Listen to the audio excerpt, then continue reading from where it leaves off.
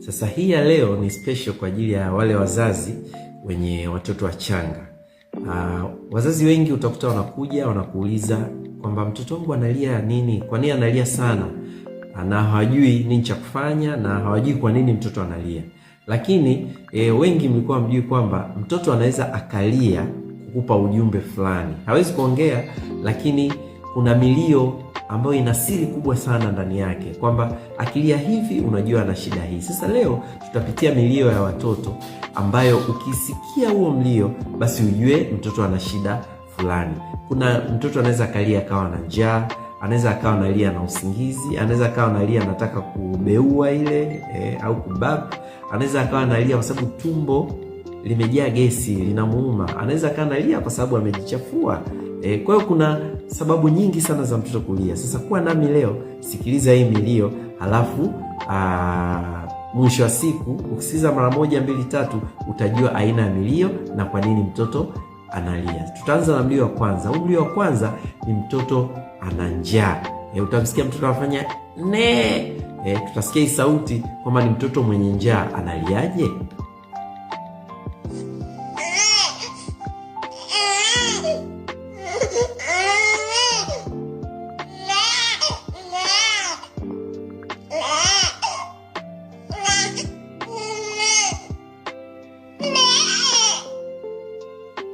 So huyo ni mtoto mwenye njaa. Sasa kuna mwingine anataka kucheua. Unajuaje mtoto anataka kucheua lakini anashindwa? Sikiliza mlio huu.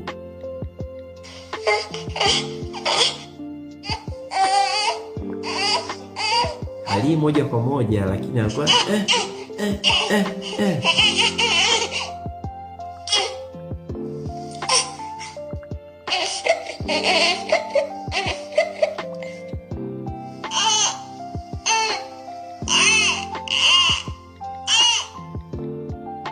huyo ni mtoto ambaye anataka kubeua au kubaba. Lakini kuna mtoto aliyechoka, amechoka, anataka labda kupumzika. Yeye analiaje?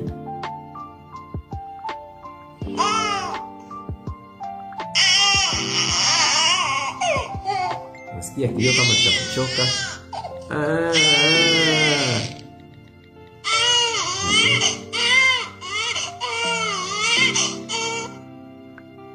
Sawa. Je, mtoto ambaye amekaa sehemu haiko comfortable, either anasikia baridi au anasikia joto, au kwenye ngozi kuna kitu kinamuirritate, anawashwa, huyu utajuaje?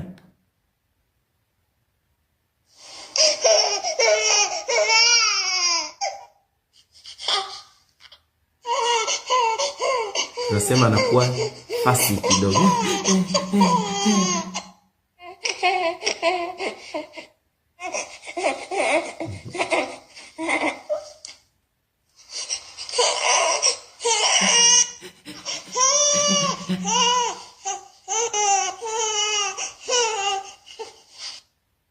Hii ni muhimu sana. Utasikia mtoto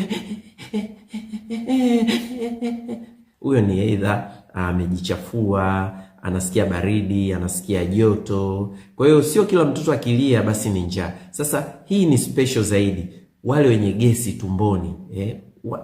Unajuaje kama hii mtoto ni gesi inamsumbua? Mtoto mwenye gesi atalia hivi.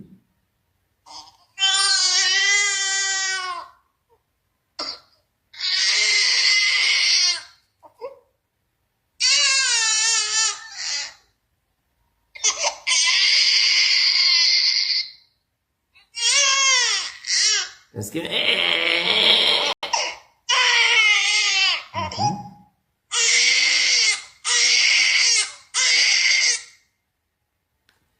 Sasa hiyo milio yote ndo milio mikubwa. Inaweza kama mingine mingi, lakini hiyo ndio ile ambayo inaweza kukupa wewe ujumbe wa nini cha kufanya. Usije ukamnyonyesha mtoto kumbe mtoto anasikia baridi, ukang'ang'aniza. Sisi maki wa bongo tumezoea tu ni kumlisha mtoto, kumlisha njaa, kumbe mtoto ana usingizi, mtoto amejichafua, mtoto anawashwa, mtoto amechoka.